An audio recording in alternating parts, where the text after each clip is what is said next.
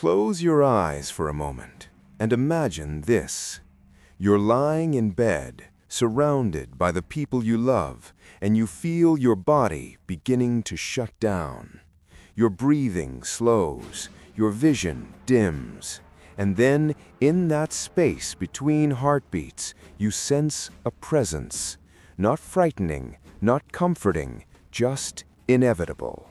Something ancient and patient that has been waiting for you since the moment you were born.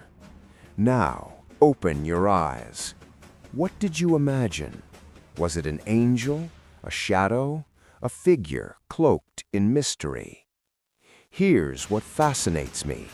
Across every continent, every culture, every religion throughout human history, we have created nearly identical stories about beings that come for us when we die.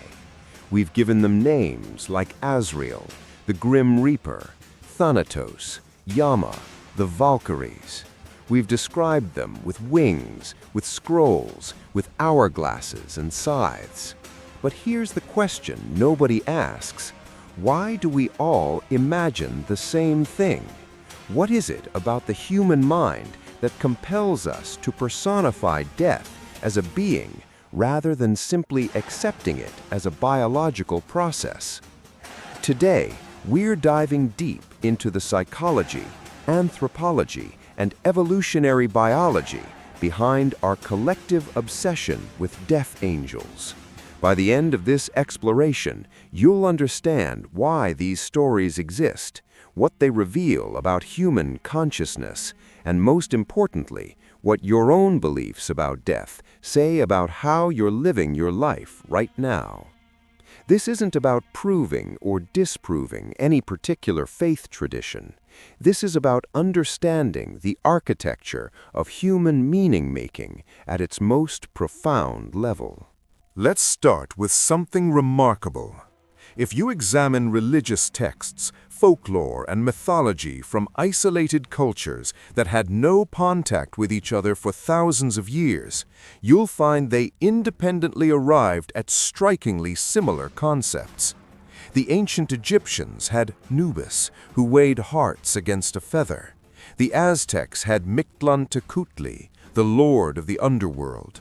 The Norse had the Valkyries, who chose which warriors would die in battle. Islam describes Azrael as the angel of death with capabilities beyond human comprehension. Christianity refers to the angel of death in various passages, though less explicitly named. Hinduism and Buddhism describe Yama, the lord of death who keeps meticulous records. What's the common thread? Every single one of these traditions transforms death from an abstract concept into an entity with agency, personality, and purpose. This isn't coincidence. This is how the human brain solves the single most terrifying mystery we face, our own non-existence. Cognitive scientists call this tendency anthropomorphization, our compulsion to assign human characteristics to non-human phenomena. We do it constantly. We name our cars. We yell at our computers when they freeze. We say the sun is angry when it's hot. But death is different.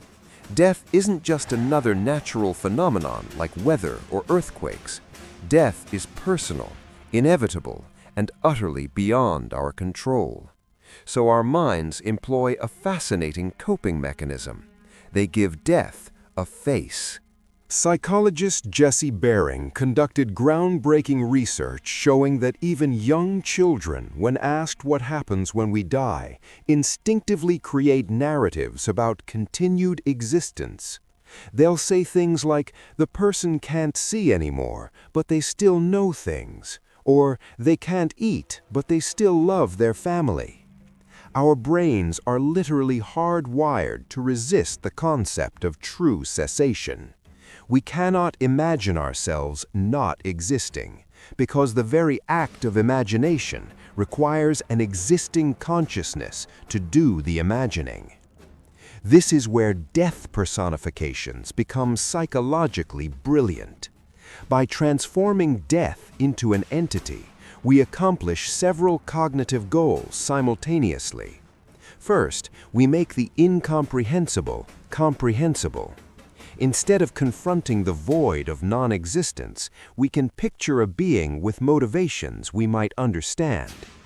Second, we restore a sense of order to what seems random and chaotic. If there's an angel or entity making decisions about when and how we die, then death isn't arbitrary. It's governed by rules and perhaps even justice. Third, and this is crucial, we create the possibility of relationship. You can't negotiate with biology, but you might negotiate with an angel. You can't plead with entropy, but you might plead with an angel. The emotional architecture, why these death figures are always described with such vivid, specific imagery. Thousands of eyes, countless wings, scrolls with names, scales for weighing souls. These aren't random details, they're psychological architecture designed for specific emotional and cognitive needs. Consider the description of Azrael with 70,000 eyes and 4,000 wings. What does that imagery accomplish? The eyes represent omniscience and constant vigilance. The message embedded in this image is clear. Death is watching everyone all the time, and nothing escapes its awareness. This creates accountability. If you believe a being with infinite awareness is monitoring your life and will ultimately judge your soul, you're more likely to behave according to your culture's moral code. It's the ultimate surveillance system, internalized. The wings serve a different purpose. Wings represent transcendence, the ability to move between realms. They signal that this being exists partially in our world and partially in whatever comes next. Wings make death a bridge rather than an ending. This is psychologically crucial because it allows us to maintain hope about continuity. The being that comes for us isn't destroying us, but rather transporting us. It transforms death from annihilation into transition. The scroll of names is perhaps the most fascinating element. This detail appears across multiple traditions with remarkable consistency. In Islamic tradition, Azrael has a scroll. In Norse mythology, the Norns write destinies. In Jewish mysticism, there's the Book of Life.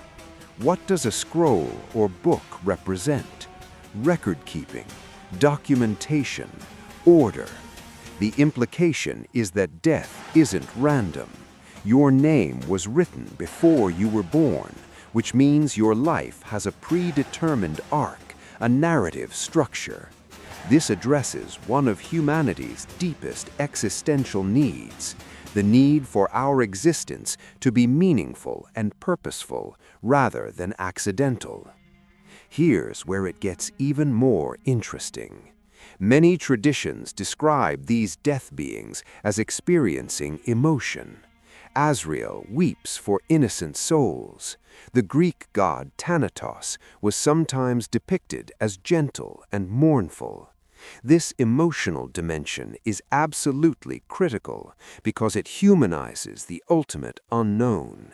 If the being that comes for us can feel sadness or compassion, then death isn't cold or mechanical, it's relational.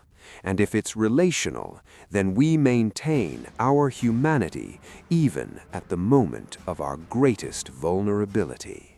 Terror management theory, developed by psychologists Sheldon Solomon, Jeff Greenberg, and Tom Pushinsky, helps explain this phenomenon. Their research demonstrates that awareness of our own mortality is so psychologically threatening that we create elaborate cultural worldviews to buffer ourselves against existential anxiety. These death personifications aren't just stories, They're sophisticated psychological technologies that allow us to function despite knowing we're going to die. Think about how different your emotional response is to these two statements. Statement 1. When you die, your brain stops functioning and your consciousness ceases to exist. Statement 2. When you die, an ancient being who has witnessed every death since the beginning of time will gently separate your soul from your body and guide you to what comes next. The first statement, while scientifically accurate, offers no comfort and no meaning. The second statement, whether literally true or not, provides narrative structure, emotional connection, and the promise of continuity. Which one would you rather believe? Which one makes it easier to live without constant existential dread? The function of fear and comfort. Why death angels are both terrifying and reassuring. This brings us to a fascinating paradox at the heart of death angel mythology.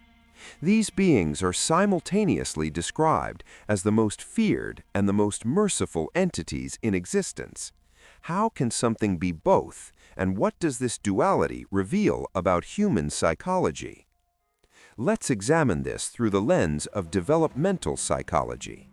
When children first become aware of death, typically between ages 5 and 7, they experience what researchers call mortality salience, a profound anxiety about the fact that they and everyone they love will someday cease to exist. Different children cope with this realization in different ways, but most eventually develop what psychologists call defensive mechanisms that help them manage the anxiety. Death personifications serve as one of the most effective defensive mechanisms ever developed. Here's how the duality works. The fearful aspect, the description of death as a powerful, inescapable force, validates the gravity of what we're facing. It acknowledges that death is serious, consequential, and demands respect. This fear component prevents denial. We can't ignore death or pretend it doesn't exist because we've imagined it as a being that is actively seeking us. This might sound counterproductive, but it's actually psychologically healthy. Acknowledging mortality can lead to more intentional living, stronger relationships, and clearer priorities. But fear alone would be paralyzing. If we only imagined death as terrifying, we'd spend our entire lives in a state of panic. This is where the comfort dimension becomes essential. By describing death angels as acting under divine authority, as feeling compassion, as following just rules, we transform raw terror into something manageable. We're essentially telling ourselves, yes, death is powerful and inevitable, but it's not chaotic or malicious. There's an order to it. There's even kindness in it. Anthropologist Ernest Becker won a Pulitzer Prize for his book, The Denial of Death, in which he argues that virtually all human civilization is built on our attempts to deny or transcend mortality. Religion, art, legacy building, having children, accumulating wealth, pursuing fame, all of these behaviors can be understood as attempts to achieve symbolic immortality. Death personifications fit perfectly into this framework. They allow us to acknowledge death without being destroyed by that acknowledgement. Consider the story of Azrael, which includes the detail of weeping for innocent souls. This single element accomplishes something profound. It suggests that even in death, our innocence or guilt matters. Our moral choices carry weight beyond our lifespan. The being that comes for us recognizes our essential nature and responds with appropriate emotion. This means death isn't the end of meaning. It's actually the moment when meaning is fully revealed and acknowledged. Now, think about the practical implications of believing in a benevolent death angel versus believing in nothing at all. If you believe that a benevolent being will guide your transition, you're more likely to face death with acceptance rather than desperate resistance. This has real-world consequences. Studies of terminally ill patients show that those with strong spiritual beliefs about a peaceful afterlife experience significantly less anxiety and often report better quality of life in their final days. The belief itself, regardless of its objective truth, creates measurable psychological and even physiological benefits. But there's another layer to this. The duality of fear and comfort in death personifications also serves a social function. It reinforces moral behavior through a system of cosmic accountability, while simultaneously offering forgiveness and mercy for those who genuinely tried to live well. It's the ultimate carrot and stick, but one that operates on the level of eternal consequence rather than temporal punishment. Let's shift gears and talk about what actually happens in the human brain when people report encountering beings during near-death experiences. Because here's the thing. Whether or not you believe in literal angels, thousands of people across different cultures report remarkably similar experiences when they come close to death. They describe seeing beings of light. They report feeling presences. They encounter deceased relatives or spiritual figures. What's going on neurologically? Neuroscientist Jimo Borjigin conducted groundbreaking research at the University of Michigan studying the brain activity of dying rats. What she discovered challenged everything scientists thought they knew. In the 30 seconds after the heart stopped, the rats' brains showed a massive surge of coherent, organized electrical activity. In fact, the dying brain showed higher levels of conscious processing than the normal waking brain. This wasn't random neurons firing chaotically. This was structured, purposeful brain activity at the very edge of death. So what does this mean for human experiences? When people report seeing angels or experiencing profound visions during near-death episodes, their brains may actually be entering a hyper-conscious state we don't yet understand. The temporal lobe, which is associated with religious and mystical experiences, shows increased activity. The brain is flooded with endorphins and neurotransmitters that can create powerful hallucinations. The dying person's cultural conditioning, their expectations about death, and their religious training all influence what form these visions take. Here's where it gets really interesting. People who grow up in Christian cultures often report seeing Jesus or angels. People from Hindu backgrounds report seeing Yama or Krishna. Atheists report seeing deceased loved ones or simply experiencing a sense of peace. The content varies, but the structure remains consistent. A sense of presence, a feeling of being guided or welcomed, and often a life review where the person sees their choices and their consequences with absolute clarity. Psychologist Susan Blackmore has extensively studied near-death experiences and argues that they can be entirely explained by the physiology of a dying brain. The tunnel of light? That's the visual cortex shutting down from the outside in. The feeling of floating above your body? That's the disruption of the vestibular system and body schema networks in the brain. The presence of beings? That's the brain's tendency to perceive agency and intentionality even in ambiguous stimuli, amplified by neurochemical flooding. But here's what's really fascinating. Even if we can explain the mechanism, does that diminish the meaning? If your brain is hardwired to create a vision of a compassionate being at the moment of death, isn't that itself a kind of mercy built into the architecture of consciousness? From an evolutionary perspective, why would natural selection create a dying process that includes vivid hallucinations of comfort and guidance? Some researchers argue that this may have helped our ancestors face death with courage, which had survival benefits for the group, even if not for the individual. Others take a different view. Neurosurgeon Eben Alexander, who wrote about his own near-death experience, argues that consciousness is not produced by the brain, but rather filtered through it. In this model, when the brain's filtering capacity is disrupted by trauma or dying, consciousness experiences a more direct perception of spiritual reality.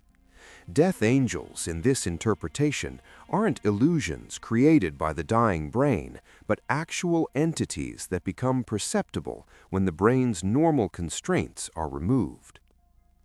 I'm not here to tell you which interpretation is correct. What I find compelling is that both perspectives acknowledge the same fundamental reality. Human beings across all cultures report encountering something at the threshold of death. Whether that something is generated internally or encountered externally, its effect is remarkably consistent. It provides comfort, meaning, and a sense of continuity at the moment of our greatest transition. Now, let's bring this full circle and talk about why any of this matters for how you live your life today, right now, presumably many years before you'll actually face death. Because here's the profound insight. Belief in death angels isn't really about death at all. It's about life. When you believe that every moment of your existence is witnessed by a being with perfect awareness, you live differently. When you believe that your choices are being recorded in some cosmic ledger, not for punishment, but for truth, you make different decisions. When you believe that at the end of your life, you'll experience a review of everything you did and everything you were, with absolute clarity and no self-deception, you prioritize differently.